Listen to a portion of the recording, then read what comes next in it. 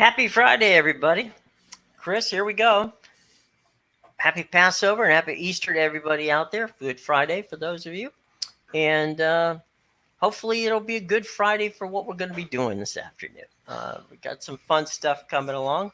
And USFL. So we've got show and tell. We'll show you our show and tell for the USFL.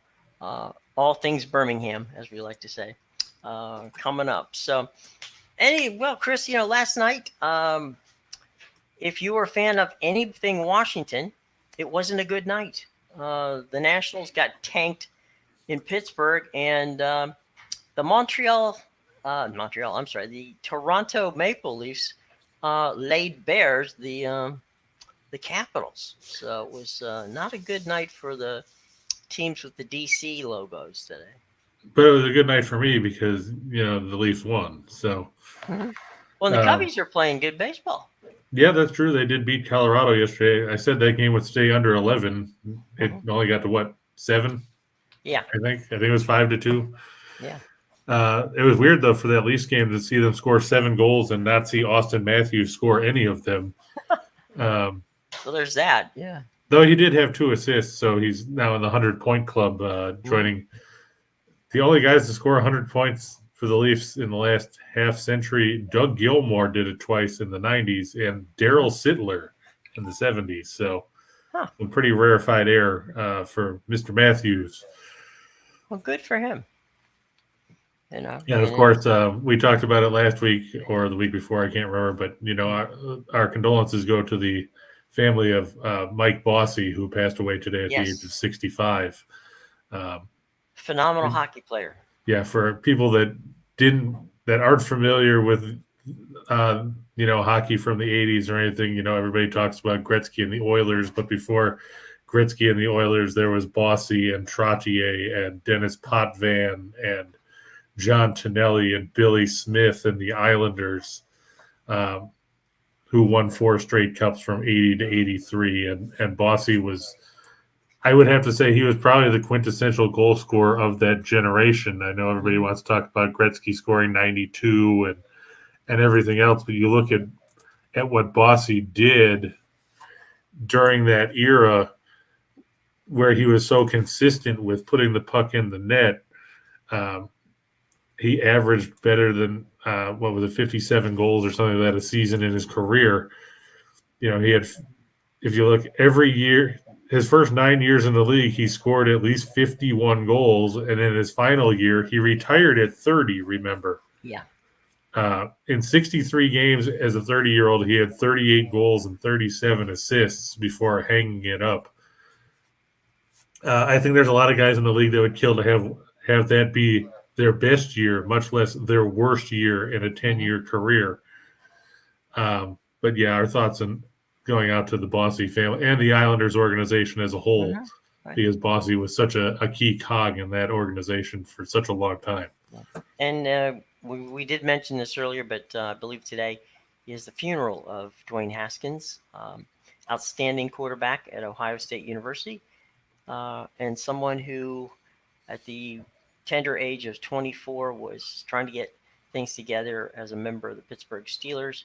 And, I know Coach Tomlin is someone who's a phenomenal man, and he and the organization, along with everybody in the NFL and all of our fans of the NFL, to wish the best to the Haskins family for that tragic accident that happened this past week. So heavy hearts from there, but we go on and we move on to there's a lot of action here on Friday.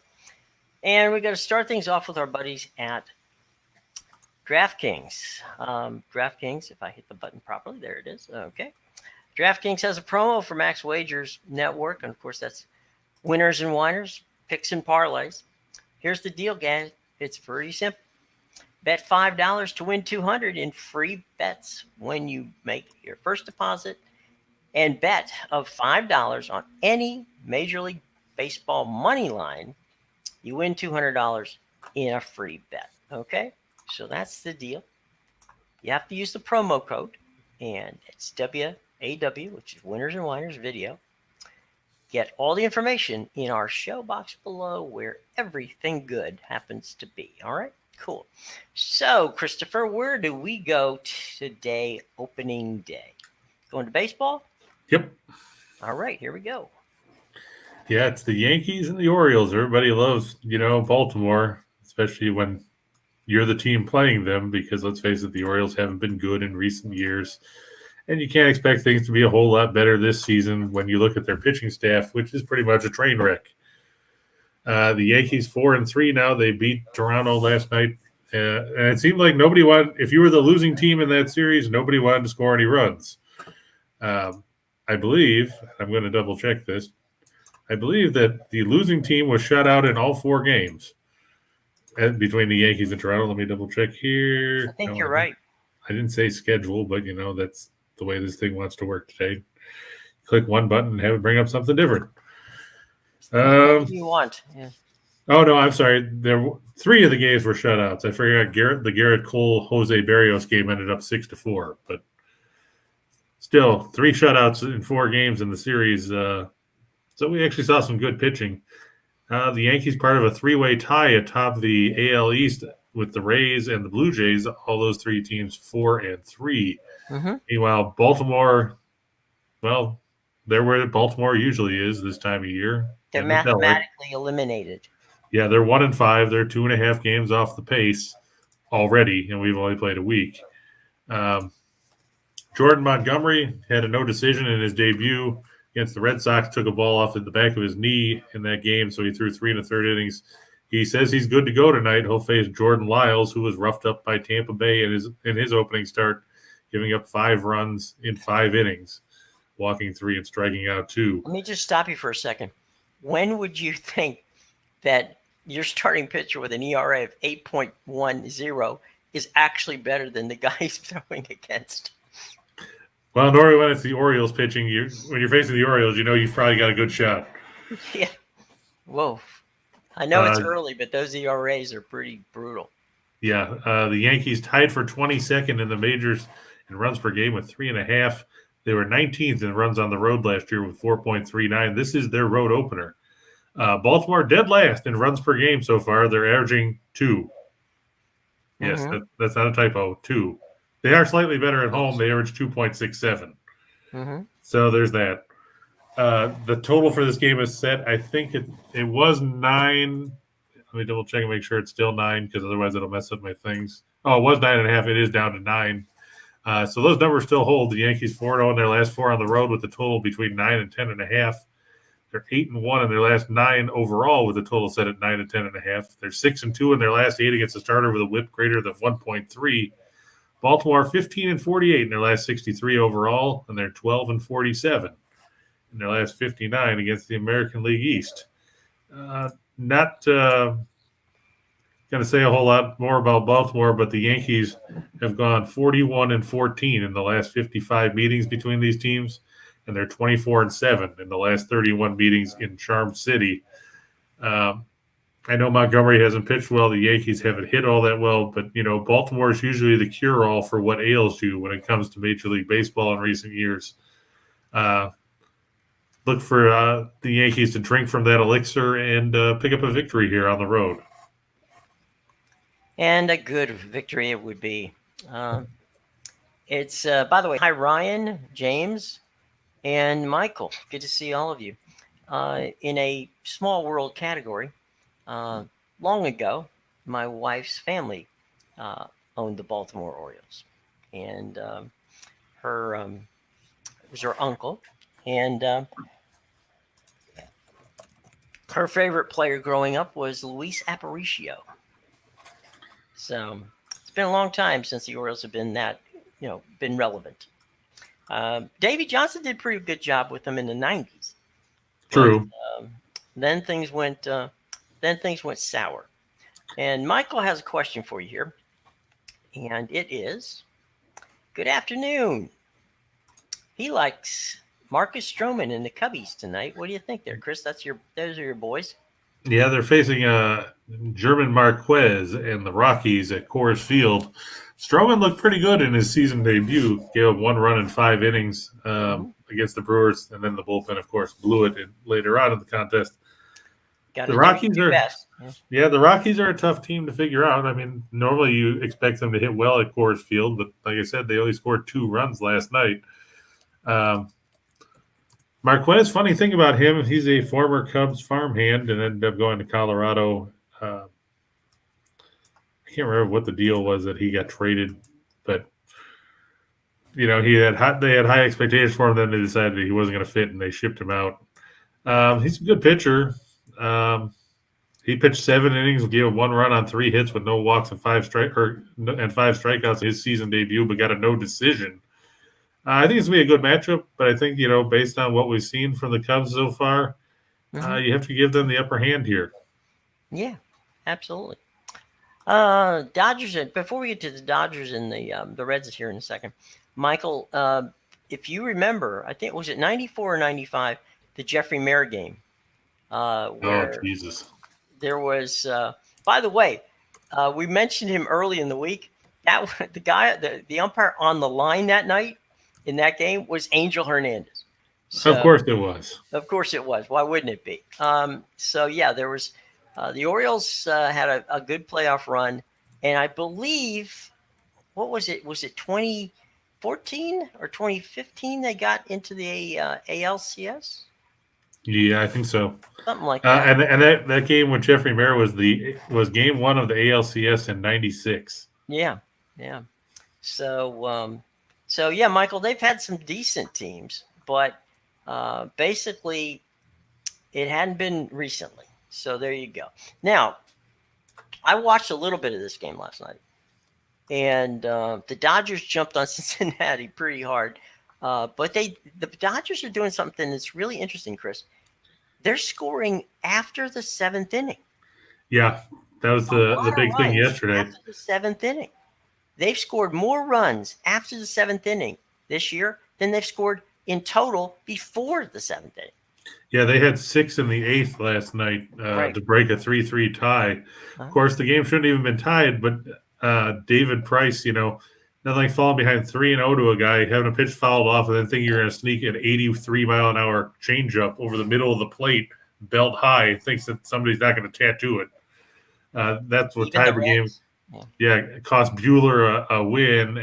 Then they had, of course, like we said, they scored 6 in the 8th. Yeah, Trey Turner had a RBI single, and then Smith drove a 3-run homer, and at that point you could turn the lights out. Cincinnati now 2-5, but the Dodgers, they made it interesting because it's got to make things difficult for the betting public who thought that they were going to win convincingly. I mean, they did win, and at the end of the day, but 3-3 in the bottom of the 8th is not what you were expecting in that game by any stretch of the imagination. Vladimir Gutierrez 0-1 with a 415 earned run average, a 1.846 whip, 2 walks, 4 strikeouts, and 4 1/3. Going to go against Tony Gonsolin, who has no record, a 3 ERA, a 2 whip, 1 walk, and 3 strikeouts. He only pitched 3 innings in his debut against the Rockies last weekend. The Reds 16th in runs per game at 4.29. They're 11th in runs on the road at 4.4. The Dodgers 4th in the majors, averaging 5.67 runs a game. They were 7th in runs at home last year with 5.06. Of course, with only 1 home game, you could say, hey, they're averaging 9 runs a game at home. That's not really a stat you can base yourself on after 1 game.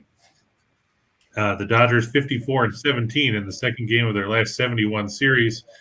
They're 54-18 in their last 72 with the total set between 9 and 10.5 runs. They're 113-41 in their last 154 home games against a right-handed starter. The Reds 1-4 in their last 5 against righties, 1-5 in their last 6 against teams with a winning record, and 0-4 in the second game of their last 4 series coming into this one. Let's face it, I know the Reds played well against Atlanta. Since then, they haven't done squat. They lost both games to the Guardians. They got lost yesterday. They'll probably lose today. Odds are they'll lose tomorrow. And, they might lose Sunday too, just to, keep a trend going. Even things out. Yeah. Then they'll be 2-8. Nobody will talk about the Reds anymore. Quick note to those of you. Tonight's Apple TV Plus game, which you can stream for free, is the Rays and the White Sox. So that's your option. By the way, quick consumer note: you have to have a Apple ID to log in to watch the game for free. Okay. Now, if you're an Android user like myself, you may not have an Apple ID. So I'm giving you this information ahead of time. So if you want to stream the game tonight, get yourself an Apple ID because that is the only way you can access it. So Oh, and I see the late game for Apple TV is the aforementioned Reds and Dodgers. it is, yeah, it is. So the Dodgers and the Reds. And by the way, I did check out Apple TV Plus, and they bought from DAZN the Whip Around, which is basically the same thing as you get on the MLB Network, where Harold Reynolds and Matt Vasgersian and the guys sit around and they talk about the games as the games are being played. So it's pretty entertaining. So check out Apple TV Plus tonight, and remember you have to have an Apple. Plus subscription to watch. I'm sorry, ID to watch it. So be forewarned and give it a try. All right. James says Stream East. So not quite sure what that means, James, but let us know. All right. So from the okay, here we go. Oh, here's. Yeah, you're right, Michael. He was. I've got Marquez crossed up with someone else. Probably Archer, because Archer got traded to Tampa Bay in a deal. So yeah, Marquez was signed by the Rays, and then they traded him for Dickerson. Yeah, he was signed at 16. So he was. I don't know how old he is now, but he was. He can't be too old. 23, 24? Yes. No? Let's see. He's 27. Really? Yep. Okay. Well, yeah, I figure he came up in the majors in 2016. Yeah, Archer was a Cub, he says. Okay. Yeah, Archer was. Archer got traded. Yeah, Archer. I got Archer and Marquez crossed up. Right. Okay. It happens. Okay. Yeah, now you look at Archer, and Archer's a sad sack piece of crap. So it probably worked out that we traded him, because he never really panned out the way anybody expected. I will say this about Chris: he is an incredibly nice guy, and he's an incredibly well-spoken guy. I have no doubt that Chris Archer is going to be on TV somewhere, probably sooner than later. He's definitely got the TV vibe down. He did some TV whenever he was injured, and it turned out very nicely. All right, he was traded to Tampa Bay in the deal that brought Matt Garza to Chicago back in 2011. Yeah, my God, how many times was Matt Garza traded? That was, man, he's one of those suitcases. He played for everybody. All right, so what? We're going to the ice tonight. Right now? Yep. There's only 2 games on the ice tonight, so there you go. We got them both covered. The Panthers and the Jets. Yeah, I know Sly will be disappointed, but Winnipeg, they had to fly to get out of that weather up there, and now they go to Florida tomorrow. They've got Tampa Bay, so it doesn't get any easier for the Jets. And we've talked about how Florida is a tough place to play if you're a visiting team. Especially when you're trying to fight for your playoff lives like the Jets are. Mm-hmm. You look here at the numbers: the Jets 16, 13, and 8 on the road. Florida 31 and 6 on home ice this season. Connor Hellebuyck 27, 25, and 10 at 293 goals against, a 911 save percentage, and 4 shutouts between the pipes for the Jets. Supposed to be, and I say supposed to be because you never know with Andrew Brunette if he's going to switch it up and go from Sergei Bobrovsky to Spencer Knight. But as of right now, it's supposed to be Bobrovsky 35, 6, and 3 with a 2.7 goals against, a 911 save percentage, and 3 shutouts. You talk about Florida and their offense. It's even more dangerous at home. They average 4.14 goals a game overall this season, which leads the league. On home ice, that number jumps up to 4.68 goals a contest. Tough to win when you're playing behind the 8 ball on the scoreboard all night. You look here, the Jets in the middle of the road offensively, 3.08 goals a game. That drops to 2.78 on the road. and they give up 308 a game. So that shows you what their goal differential is. Nothing. The Jets, or the Panthers, I should say, 12th in goals against at 2.9. They're 4-0 in their last 4 against the West. They're 7-1 in their last 8 after giving up 2 goals or less. They're 44-8 in their last 52 as a home favorite. Winnipeg just 3-13 in their last 16 after allowing 2 or less in their last game, and they're 1-4 in their last 5 against teams with a winning record. Just a rough stretch for the Jets here. Like John said, they need it. Unfortunately, just because you need something doesn't mean you get it. That's the way the world works. Unfortunately, if you look at the standings, Winnipeg currently enters tonight. Let's see. They are 8 points behind Dallas for the second wild card spot with 8 games to go. And with, like we said, tough sledding with playing tonight against Florida and then having to go and play Tampa Bay tomorrow. It could make for a real uphill climb. Well, and Tampa Bay also is in a position where they need to win too, because they had some backsliding in that. So yeah, they were fortunate to win yesterday over Anaheim. Yeah, in overtime. Yeah, and but they did catch a break because Boston fell to Ottawa. Thanks a lot, Bruins. Normally I don't like Boston at all. Obviously, an original 6 rivalry in the history of them knocking Toronto out of the playoffs multiple times in recent years. But come on, you were playing a Senators team that's playing for nothing but pride, and you were playing at home, and you still lost. Yeah. So, screw you, Bruins. Yeah. The Isles and the Canadiens. Yeah. Yeah, this is called the other game on TV because it's the only other game on the schedule. And, yeah, the Islanders 34-30-9. They're 15-17-5 on the road. Montreal, who cares? They're out of the playoffs. They've been out of the playoffs for a long time. The big storyline tonight, not that Semyon Varlamov is supposed to start. Personally, I would have started Sorokin, even though he lost yesterday to Pittsburgh. It's that Carey Price is going to make his first start of the year for the Canadiens. Because, why not bring him back with 6 or 7 games to go when you're in last place in the entire league? Why not play the guy that you're paying $10.5 million? Get a little return on your investment, right? Right. He was 12-7-5 of the 264 goals against a .901 save percentage and 1 shutout last year in 25 starts. Like I said, he has yet to play this season, went into the player assistance program in October, and that was the last you heard of him until last week. I'm concerned what kind of game shape is he in at this point?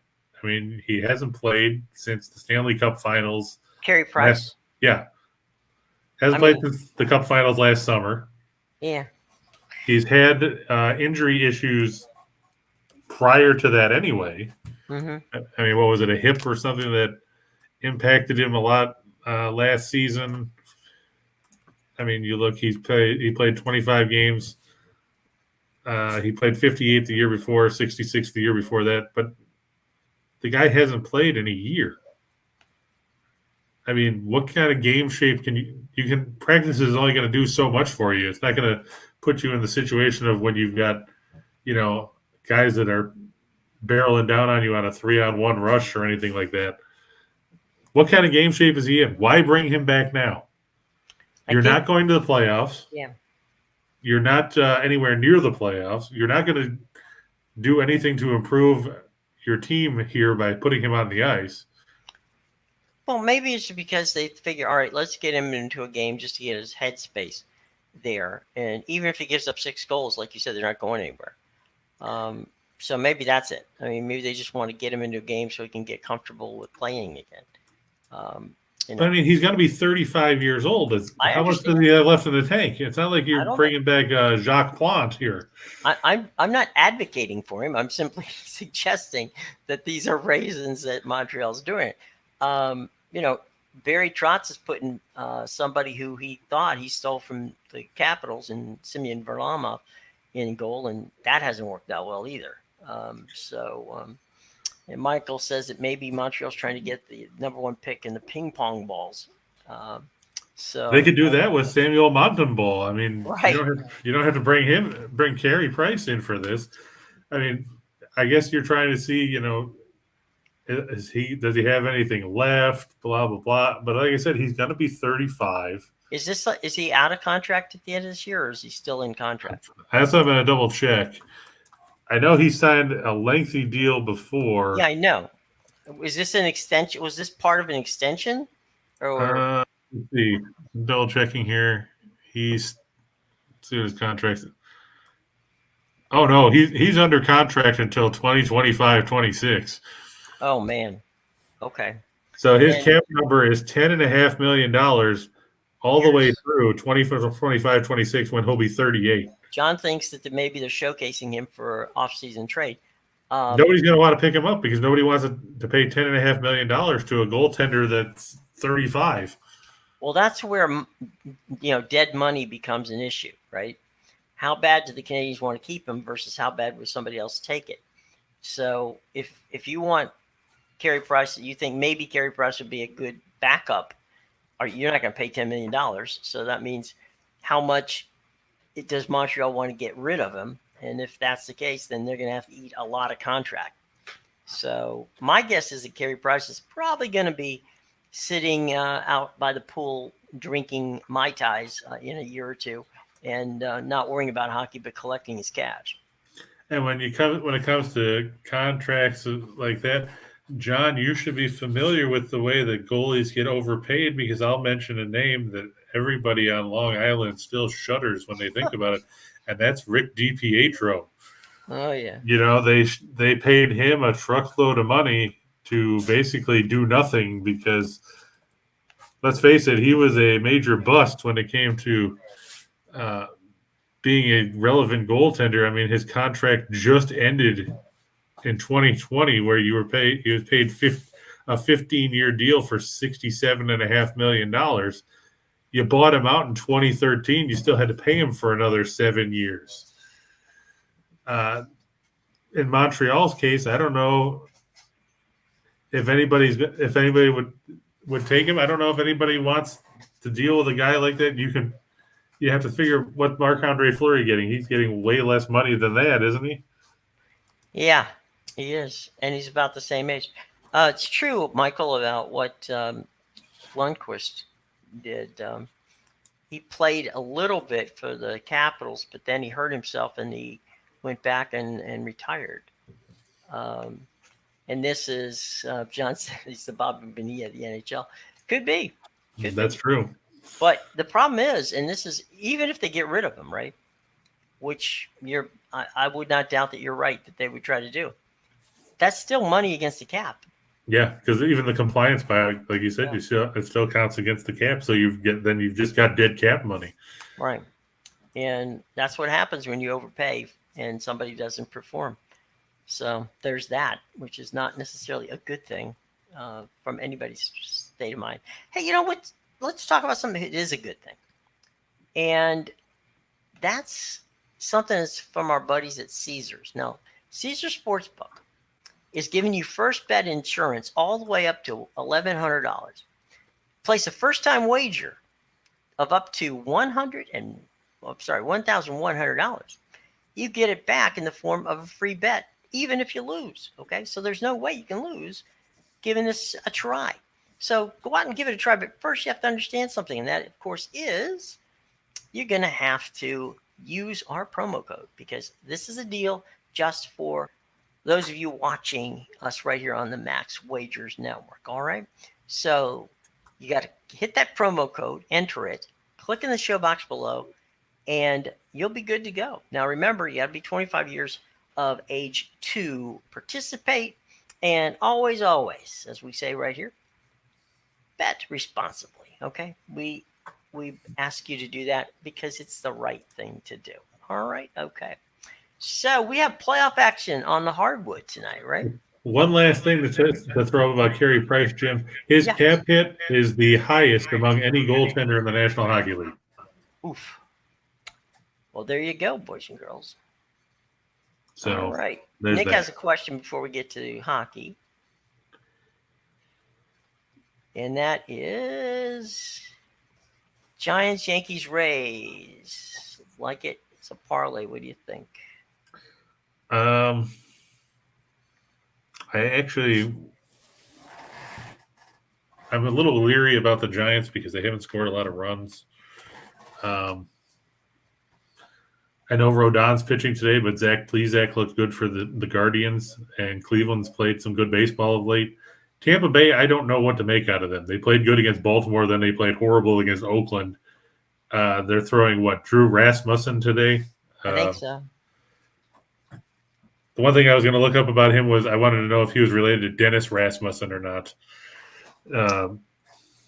But it's going to be Dylan Cease for the White Sox. And Cease is another guy that the Cubs traded in their run to try and get another World Series title. But I lead with the White Sox, and I lead with the Guardians just because I like the way Cleveland's pitching staff is. And with the Giants not scoring a bunch of runs, that plays right into Cleveland's wheelhouse because they don't like to score either most of the time. That's a definite under on that one. Yeah, and playing in the weather, how are the Giants going to adapt to playing on the shores of Lake Erie and everything else? They're not familiar with the ballpark. Rodon is because he pitched for the White Sox, but right. You're going to have.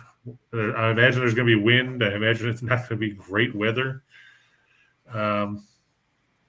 So I was going to lean. I leaned towards the Guardians myself.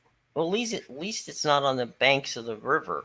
I mean, banks of the Ohio, the Cuyahoga, Erie, because that was having worked in that old stadium. That used to be really cold. And yeah, Cleveland Stadium was it was adult too. Very cold. Only it's nicer. It's a nicer building, but it's still cold. And Mike, even if the compliance buyout is 58% against the cap, you're still sucking up $5+ million a year for the next 3-4 years on price. And $5 million on a cap is that's a drag. Yeah, because you're talking about the cap's 82 or 83 million they're projecting, so you're chewing up 6-7% of your cap on a guy that you don't even have. Right, and that 5%, that $5 million, for instance, could be a second or third line defenseman. Yeah. Because that's about where in the $3 to $5 million, that's where you get your lower guys, but guys who are contributors type guys. And yeah, exactly. You got to look at the cap and say, crap, $5 million against the cap. That's one less player we're going to have. So it does, unless they can figure out a way to make it work, it's going to be tough. Isn't Cuyahoga the reason the song Smoke on the Water? It did catch on fire. I can't tell you yet, Michael, if it is the reason for Smoke on the Water, but it did catch on fire down where they called in that area. They call it the Flats. So we'll see. And speaking of the NBA, we're going to go there. And speaking of Cleveland, we're going to go there. So here you go, boys and girls. The Hawks and the Cavaliers playing down in Atlanta. Nope, they're playing in Cleveland. Okay, well, I should have changed that to road. I just didn't see it. I'm sorry. My bad. No, that's my fault because I should have switched it. But yeah, Atlanta going to Cleveland. Atlanta, of course, blew out Charlotte the other night. You notice Tim hasn't been here since after he said the Hornets were going to win that one. Point well taken. Yes. Just kidding about Tim. He's a good guy, but he's part of our family. Cleveland, of course, lost to the Nets. So Cleveland a 2-point underdog at home. The injury report, I don't think. Last I saw, Jared Allen was questionable. I don't know what kind of shape he's going to be in, even if he plays. He hasn't played in 5 weeks with that broken finger. He's still marked as questionable. Cleveland's defense fell off a cliff after Allen got hurt. They were, I think, 5th in defensive efficiency when he was on the floor at that point. After he went out, they dropped to 20th. There you go. So on the other side, on the injury report, Bogdanovich, as Chuck will tell you, the younger Bogdanovich or whatever he wants to call him, the better one, however he wants to put it, is questionable tonight with an ankle sprain. John Collins still out for Atlanta. But, I mean, this comes down to the fact that Cleveland has not looked good down the stretch. They started off strong, then they kind of fell apart. Atlanta's still a very good team offensively, 6th in the league. They scored 132 points the other night against Charlotte. Cleveland, they're good defensively, but they can't buy a bucket to save their lives, especially in crunch time of games. They don't have a real go-to guy outside of Garland, and if he's clamped down trying to deal with Trae Young for 40 minutes, it's going to be tough for him to get some looks. And then who you rely on? Do you rely on Kevin Love? Do you rely on Lauri Markkanen? Do you hope Mobley can answer the call in a playoff situation? Atlanta, as bad as they were for long stretches this season, they've already been here before. They've been to the playoffs. They went last year. They won the first round against the Knicks. Cleveland, they overachieved, really, when you think about it. They lost Colin Sexton less than a handful of games into the year. They tried to adjust on the fly. They had Rubio. They traded him, and then Rubio got hurt. They had Rondo. He did nothing. I'm going to take the Hawks here. They're 7-0 against the spread in their last 7 as a favorite. They're 5-1 in their last 6 on 1 day of rest. They're 8-2 in their last 10 overall. Cleveland 3-9 against the spread in their last 12. 0-4 against the spread in their last 4 on 2 days of rest, and 0-4 in their last 4 at home against teams with a losing road record. I just don't have faith in Cleveland at this point of the season. You have to think that the Cavaliers' run, as nice as it was, as they say, all good things must come to an end. And unfortunately for the Cavaliers, that takes place tonight. Look for Trae Young to have another big night like he did the other night and carry the Hawks to a victory. We, our crack research department here at the Max Wagers Network, we just put out a quick link there for you, folks, so that you can click on it and find out what songs actually were about the burning of the Cuyahoga River. So, yeah, and as for Smoke on the Water, that had to do with an incident in Switzerland. Yeah. So with in Montreux, Switzerland, when they were recording Machine Head, using the Rolling Stones mobile studio at the Montreux Casino when Frank Zappa was having a concert. Well, there's a name out of the past. Yeah. Yeah. The place caught fire when somebody in the audience fired a flare gun towards the ceiling, which was mentioned in the song as "some stupid with a flare gun." Although there were no major injuries, the resulting fire destroyed the entire Montreux Casino, along with all of Frank Zappa and the Mothers of Invention's equipment. Oh, man. So the Smoke on the Water became the title of the song, which was credited to Roger Glover, who said the title occurred to him when he woke from a dream a few days later, referring from the smoke from the fire spreading over Lake Geneva from the burning casino, as Deep Purple watched from their hotel. So there you go. Music trivia brought to you by the letter Q, the number 7, and tacos. That's right. We're a full service thing here. Not only are you going to find out about all your best bets for the weekend, you've hit us with trivia. We do our best to make sure you know it all. And by the way, the Burning Cuyahoga, which actually was about the Burning Cuyahoga, was a Randy Newman song. So there you go. Anyway, good old Randy Newman. I think was it Ryan that asked me about the Nationals tonight at bounce back game? Look, they've been playing win one, lose one so far, so I wouldn't go against them in that regard. And Pittsburgh and Washington are mirror images at this point of each other for the moment. So, who knows? Mirror images of dumpster fires. Yeah, nobody said it was a pretty mirror. It's just a mirror. So yeah, we'll see, Ryan. Buddy, if I honestly knew that would be a good thing. But for the record, I think the Nationals are going to bounce back. I think Eric Freddy can outpitch Mitch Keller. But then again, I think Helen Keller could outpitch Mitch Keller. So, we need a drum roll. Anyway, so there's that. So all right, cool. Hawks, Cavaliers, and looks like Atlanta's moving on to play Miami, right? First round. Yep, another like a divisional rivalry. Yeah, and the Hawks and the Heat are nothing like a divisional rivalry, but they're you know what they're going to have to be for tonight. You know what? That's just the way it is, right? For tonight, that's what you get. And what else is going on here, Chris? Is there any more? We got one more. Oops, I didn't And touch it. no, that was me. Pels and the Clips. Now, take note in case you've been living under a rock this afternoon or you didn't get the memo. This line has shifted dramatically. The Clippers were originally favored by 4. Then it came out that Paul George has entered the health and safety protocols and will not play tonight for the Clippers. So, of course, the line changed in a hurry. PG3. Yeah, so he's not going to play. Kennard is questionable. Kawhi Leonard, of course, still not playing. Meanwhile, for the Pelicans, the only guy that you know isn't going to play is Zion. So, who cares? They still have Randall, or not Randall, they have Ingram. They have Valanciunas. You got CJ McCollum, who had a big game to help the Pelicans get past the Spurs the other night. Originally, I had backed the Clippers, and then I found out George wasn't playing and said, well, the reason why the Clippers got hot down the stretch was because George was back. Well, now he's not here. So you're trying to figure out who's going to step up for the Clippers, and the answer is good luck figuring that out. You look at the rest of the rotation. I mean, you got Reggie Jackson.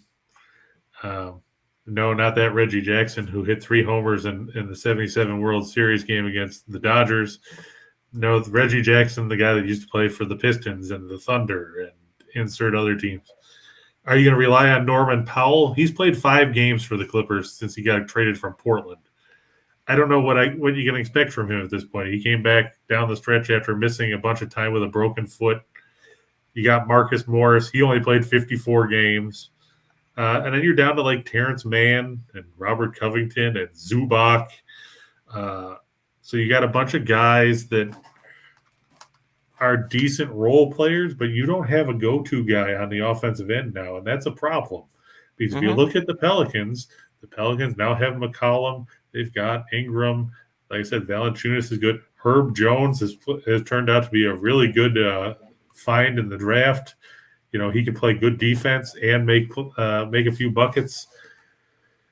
Like I said, I liked the Clippers when he wasn't hurt. But now that George is out, I had to switch things around. The Pelicans 13-5 in their last 18 on the road, 7-3 in their last 10 when their opponent gives up at least 100 points. Clips 7-19 in their last 26 on 2 days of rest. Of course, they lost to Minnesota on Tuesday night. And the Pelicans 38-17 against the spread in the last 55 meetings. It's only a 1-point line, so the line has shifted 5 points from what it was originally. Because, like I said, the Clippers were favored by 4 as of late last night. Now it's 1.5 in favor of the Pelicans. So I'm going to ride New Orleans here. I'm just worried that the Clippers won't be able to generate enough offense. I mean, they only scored 104 with George against Minnesota, and we know how bad the Timberwolves can be defensively. There's no question about that. They're not exactly a team that you fear from a standpoint of, oh my God, I have to play defense against them. But gosh, I really wanted the Clippers to be the team to beat the Pelicans because I have George Shinn, the owner of the Pelicans, has always been one of those guys who you just look at and go, ugh, drive you nuts. But you're right. I mean, without PG3, PG13, you got problems, and they just don't have enough weapons to match up against the Pelican team that is in this one. And, and Michael said back to baseball there, Byron Buxton, who the Twins are banking on staying healthy, hurt himself about half an hour ago, sliding into second on a leadoff pop-up double.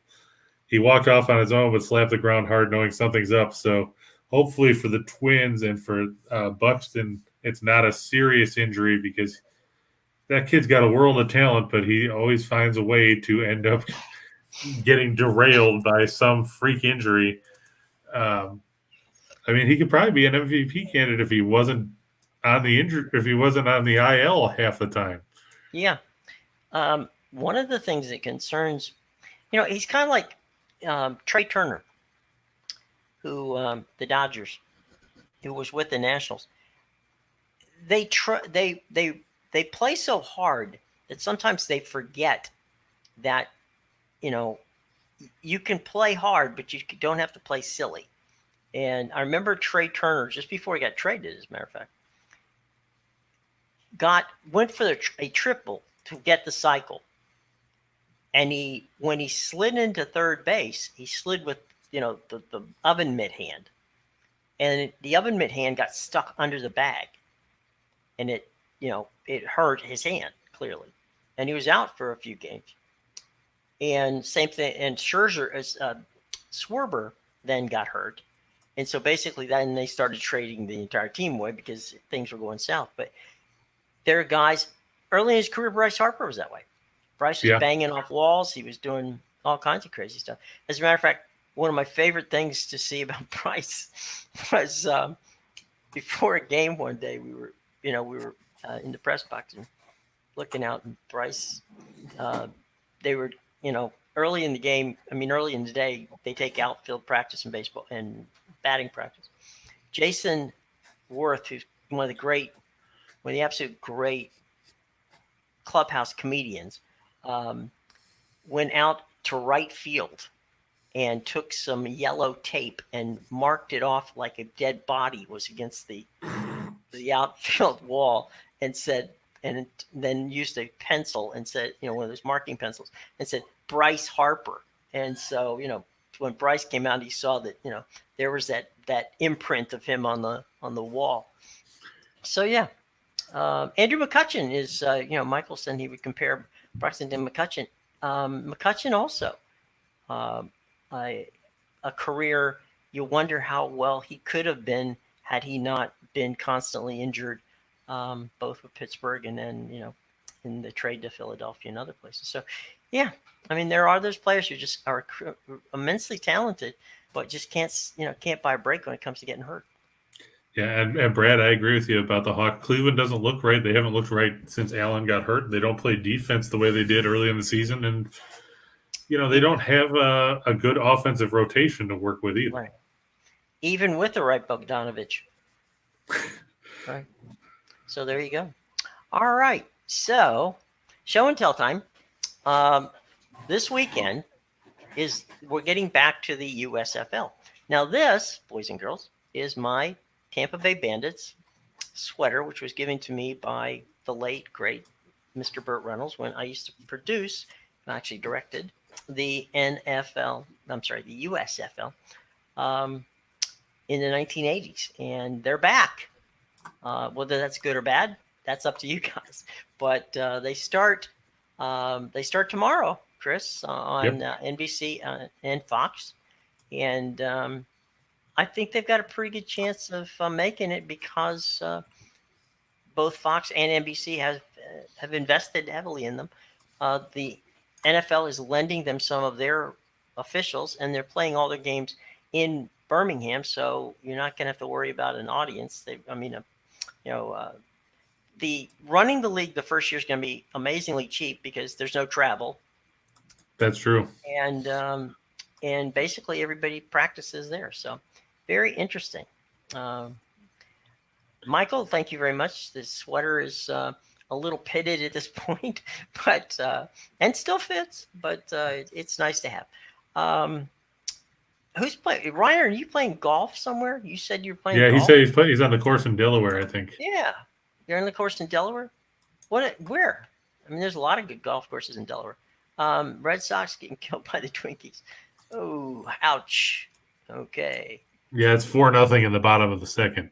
Okay, you're in Delaware. Fair enough, Michael. Ryan, I'm sorry. Beautiful. Oh, Dover Air Force Base. Hey, Ryan, have you been to Dover Downs and Casino over there? Well, he'll get back to me. All right. All right, let's go for 2 for the money. That sounds fun. How about it, guys? Alrighty. For the money? Why not? We got nowhere else to go. Oh, you went there today? Okay. Good people over there. Good people. Florida Panthers. I think we've seen these two. Actually, we've seen these four. Yep. Makes it easy, doesn't it? It does. I mean, the Panthers over the Jets, we talked about it. Florida's a very good team at home. Winnipeg's going to be battling the fatigue of the travel and the weather and all that. And then they've got to play Tampa Bay tomorrow. Just going to be a rough sledding for the Jets. We talked about it, Cleveland and Atlanta. We've talked about how bad the Reds are, and the Dodgers. The way they pile runs on late helps make the run line look better, like they did yesterday. And the Pelicans and the Clippers we talked about with no George. Who do you rely on if you're the Clippers? And the answer is nobody knows. You got nobody. Billy Crystal, he's a Clippers fan. Maybe he can suit up. You never know. He's short, but he's got a good outside shot. All right, so let's go 4-4 for the show. All right, we got the Yankees over the Orioles, which we talked about, Montgomery and Lyles. I like the White Sox over Tampa Bay. Tampa Bay's is back to the point where they've got to prove to me that they actually want to play baseball, because when you lose 3 out of 4 to an Oakland team that has at home, that has minimal talent, and I'm not taking anything away from the A's. I mean, they won those games fair and square, as far as I know, but they're still a bottom feeder team that traded away the core of their lineup that got them to the playoffs multiple times in recent years. And you made them look good with a bunch of scrubs. So Tampa Bay's got to prove it. I think Dylan Cease will pitch well for the White Sox. Michael, is it still windy in the Windy City like it was yesterday? I saw a couple of those pop-ups where the guy hit the ball about 8 miles up in the air and nobody fielded it. He ended up on second base on a ball that went about 6 feet in front of the plate. But I think game time temperatures in the Windy City is supposed to be about 40 degrees. Not really what Tampa Bay wants this time of year. I just think Chicago should get the win at home.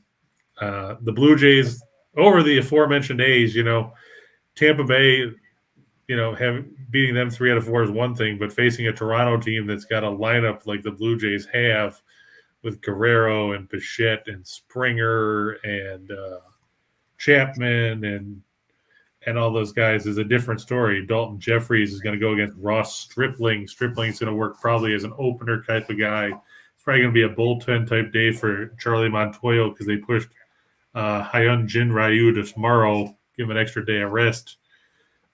But I think the Blue Jays have enough in the bat so that they can overcome that situation and get the victory. And we talked about the Islanders, win this one for Bossy, when the Islanders were making those runs to the Cup, inevitably one of the teams they'd have to deal with in the postseason was Montreal. And it would only be fitting for them to give Bossy a proper remembrance by beating the Canadiens tonight, even if it is Carey Price's return to the ice this season. And let me ask you a question. I know we've all seen the movie Brian's Song, and there's that great scene where Brian Piccolo goes into the locker. I mean the hospital room with Gale Sayers after they had dedicated the game to him with the game ball, and he goes and he said, "You do realize that when you dedicate a game to somebody, you're usually supposed to win it." And so, you hope that if they go to tonight there and they win one for Mike Bossy, they actually go out and win one. Right. But there's no reason to believe they wouldn't. And that's for darn sure. I mean, that's the way it looks at this point. So you think it's time for the menu, my friend? Yeah. And Michael, the White Sox don't mean anything to me either. But, when it comes down to picking the White Sox or the Rays today, you kind of have to, pick one or the other. Well, yeah, it's a binary thing, buddy. You got one, you got two. So, all right, and here is the menu. And like Andrew said, it's Jackie Robinson Day today, so let's not overlook that. 75 years ago today. That's right. It's quite the anniversary. Yeah. But on the menu today, I'm going to go. Like I said, I took the Nationals yesterday. They looked good for half an inning. Unfortunately, baseball's a 9-inning game, and nobody told Washington. Hopefully today they got the memo and they'll beat the Pirates. It's supposed to be Eric Fetty, like I said, against Mitch Keller. Mitch Keller hasn't impressed me his entire career. I don't expect him to be any better here. I'm going to take the small upset and go with the Guardians over the Giants. I like the way Plesac pitches. He pitched well at home, or he pitches well at home, I should say. Rodon, I know he's got familiarity with the park, but the Giants have to hit better than what we've seen in the early going because runs have been at a bit of a premium for them. You look at the way they struggled outside that one game against San Diego. They scored 13 in that game. In their other 5 games combined, the Giants have a total of 14 runs, and 6 of those came on opening day against the Marlins. Not the kind of numbers that you want to have offensively by any stretch. The Phillies over the Marlins. I don't know what happened in Philadelphia yesterday. Apparently they forgot that they were playing baseball because it was a disappointing showing for them when you consider the fact that you went to Lone Depot Park and there were probably about 13 people in attendance, and some of those were hot dog vendors, and you still lost. The Phillies have lost 3 in a row and 4 or 5 after starting the year 2-0. They lost 4-3 yesterday. Hopefully, Philadelphia turns it around. Pitching matchup is, I think it's Zach Eflin, and is it Pablo Lopez? Let me see. Yeah, Eflin and Lopez. I like Eflin. He pitched well in his debut this season. Got a no decision. Lopez is ridiculously inconsistent, and I don't like him. So I'm going to go with the Phillies. And I talked about the Cardinals yesterday. I thought they were going to beat Milwaukee, and they promptly went out and laid an egg. So we'll turn it around. Freddie Peralta is going for the Brewers today. It's supposed to be Miles Mikolas for the Cardinals. I like Peralta. He rebounded after that slow start against the Cubs on Sunday. After he gave up 3 in the first, he shut him down the rest of his outing. He pitches well at home. The Brewers have a good bullpen. So if they get a lead, you'd like to think they could keep a lead. Look for them to prevail over St. Louis in the battle of 2 teams I like the least in Major League Baseball. I'm going to look for the Hawks and Cavs to go over 223. If you look in their 4 meetings this season, they averaged, I think it was 228.5. You have to think that we're going to see another up-tempo type game here, and that'll push past the number. The Clippers and the Pelicans, I'm a little leery now that it's over 215.5. I liked it when George was playing. I'm a little less certain about it now. But I'm going to stick to it because I like to think that New Orleans will try to run and force the Clippers to adjust to their style. Do I like Mobley over 15.5? Yeah, I mean, he's a good secondary scorer. Outside of Garland, you have to think he's going to get his share of points, especially without Collins in the block. And Clint Capella is not going to defend Mobley, so it's going to be either Bogdanovich or whoever else, DeAndre Hunter. And I like to think Mobley has the advantage over them in that situation. I look for the Panthers to hold the lead over the Jets after the end of 1 period of play tonight. I'm looking for the Islanders to win in regulation because I don't want to see them go to overtime because that would be the worst thing that they need to do against the guy that hasn't played hockey all year in Carey Price. I look for the Islanders and Canadiens to go over 5.5. Just seems like a low total, especially if Varlamov plays because he hasn't been great and Price has done nothing this season. So you have to think there's going to be a rust factor. How do you adjust? You don't just snap into that off the fly. It's tough to get up to game speed, especially in net. And I look for the Jets and the Panthers to go over 6.5. We talked about how dangerous Florida is on home ice. Winnipeg should get a couple of their own, and that should push this past the mark. And there you go, boys and girls. That is your mark it down and keep track of it. That's the key to what we're doing here today. is always the menu. And Jackie Robinson, 75 years ago. Hard to believe, isn't it? That's been that long. That is, it's funny. There is one other quick story that goes to that. Right after Jackie Robinson came up, in the same Dodger organization was Roberto Clemente. And the situation was Branch Rickey left the Dodgers and went to the Pirates. And he called up his predecessor at the Dodgers and said, "Are you bringing Clemente up?" And he said, "Well, we're on our third year now of having Jackie. I'm not so sure we want to go with Clemente. He's doing well in Montreal, which is where their AAA facility was at the time." And so the Dodgers made the trade of Clemente to the Pirates, and the rest, as they say, is history. But Roberto Clemente was thought to be, he wasn't contemporary of Jackie Robinson. He came later down the line, but he was signed early by the Dodgers. They held his rights, and eventually he got moved to the Pirates. So there you go. Two tremendous athletes, Roberto Clemente and the late, great Jackie Robinson, both of them in their own way, trailblazers. Jackie, of course, the first African-American in baseball, and Roberto Clemente, one of the first Hispanic players in baseball, and certainly one of the biggest humanitarians. Both of them left their mark on the game, and both of them are celebrated. In the case of Jackie, of course, with Jackie Robinson Day, everybody wore him 42. And in the case of Roberto Clemente, an award given to him every year, given in his name, I should say, every year by Major League Baseball. So all kinds of fun stuff in those little situations. Happy Easter to Michael. He's wishing us a happy Easter. Happy Easter to all of you. Happy Passover as well. Point of personal privilege, my niece is getting married in Philadelphia, which means I got to get out of here. But tomorrow. So there's that. And, guys, it's always fun. Remember a couple things. This is what we need you to do, okay? This is the Max Wagers Network.